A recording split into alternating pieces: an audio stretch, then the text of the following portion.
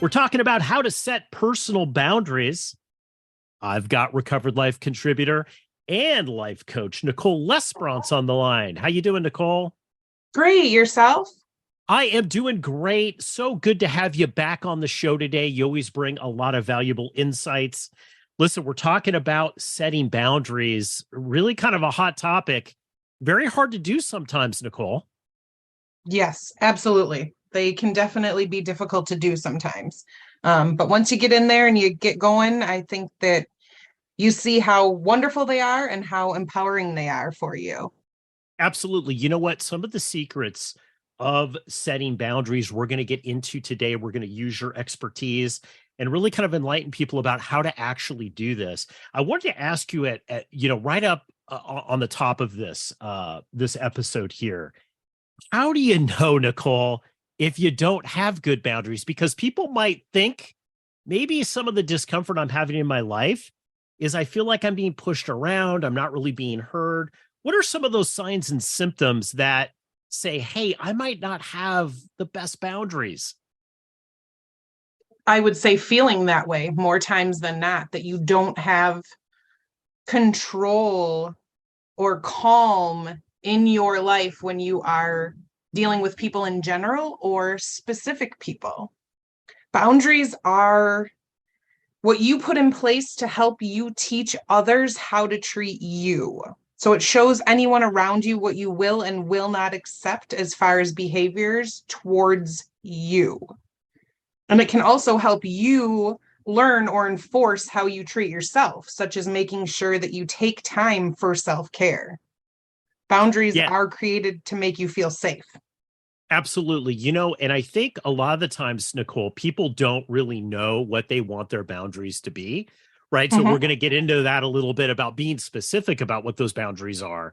Now, in the case of living with somebody who might be in active addiction, or maybe it's even people who just got sober, Nicole, Mhm. and now they're trying to kind of set boundaries with their family or friends.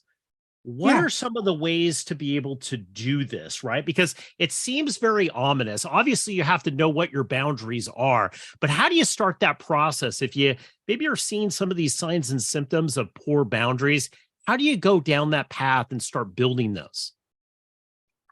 For some people, they need to list out what they will not accept. Other people need to list out what they will accept. And again, it differs for each person and each person that you are creating these boundaries with, if it's people as a whole or a specific person. One woman that I know tried multiple ways to come up with her boundaries list, and she found it best for her to list out what she will accept and in the form of what she wanted in her life from her life partner, for her children, her pets, her home, for her career. And then anything that she dreamed up, she wrote lists, drew pictures. She went as far as making a wish list on Amazon, just so that way she was getting it out there. She was believing in it and living it. And she found that to be incredibly empowering for her. So it's coming up with that clarity about what exactly you want and what you don't want. That's hard sometimes for people who maybe haven't had the best boundaries their whole life. Yes, it can be very scary, very intimidating. And it's a process to work through. Yes, with a coach, with a therapist, with a good support group. Absolutely.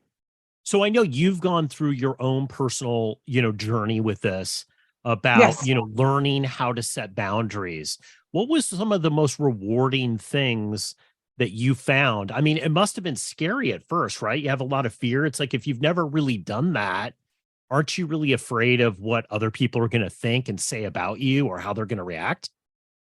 Yes. Yeah, it can be very scary. But again, it goes back to having a good support system and then realizing that you do not want to live this way anymore and that you're going to stand up for yourself. And that can be in, if you're stealing from people to fuel your addiction, then you're not allowed in my home anymore. If you're going to, gaslight, darvo, blame shift, minimize, then I'm not going to speak to you for an extended period of time, things like that. Because you Hmm. can't control what other people do, but you can only control how you react to what they're doing to you. Well, that is a lot of it sometimes, right? Is this illusion that you somehow have control. And I hear this a lot with people. I even hear this from people, Nicole, who have been sober for periods of time that have a Mhm. loved one in their life that is in active addiction. And they say, well, if I stop doing this, if I stop enabling them, if I stop doing this, is all going to crash and I'm responsible for this. And I think one of the, the big lessons of recovery is that you learn is that, you're not really responsible for other people like that you don't have the control that you think you have. Correct. Yes. Sharing your life with an addict, that can be, excuse me, very difficult for some people to accept.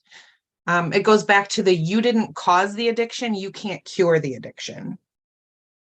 Yeah, I think that is I think that's a really hard lesson to learn in recovery. I know that I've gone through my own personal battles with that, right? Is that where do I have the power and where don't I? And obviously setting those boundaries are really, is that first step. So Nicole, tell us, obviously with follow through, this is the big thing that people complain about with setting boundaries, right? Like they start to become clear about what works for them, what doesn't work for them. And then they start to try to set up and to try to follow through.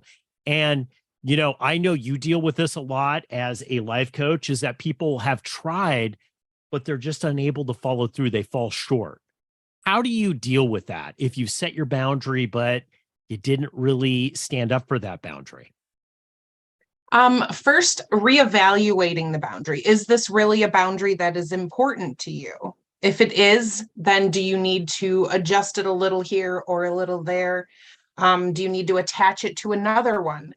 Um, and reach out to your community. If you're not feeling that you're very strong in that moment when you need to uphold that boundary, reach out to your community and ask them for their strength to pass on to you in, through prayer or support and talk or conversation, and somebody be there to help you find that strength within yourself to be able to uphold that boundary.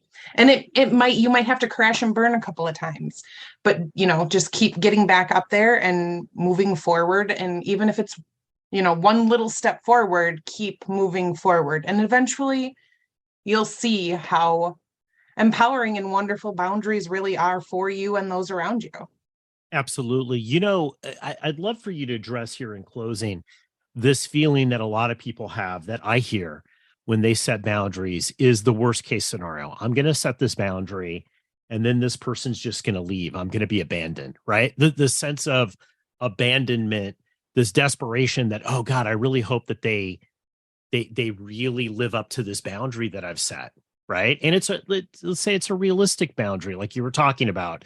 If you steal, if you do this, if you're actively using, if you're doing that, um, how do you get past that? I mean, did you deal with that in your life? And, you know, how do you get past that huge fear of like, well, what if it just doesn't work out? What if the worst case scenario happens and I have to step in and say no more?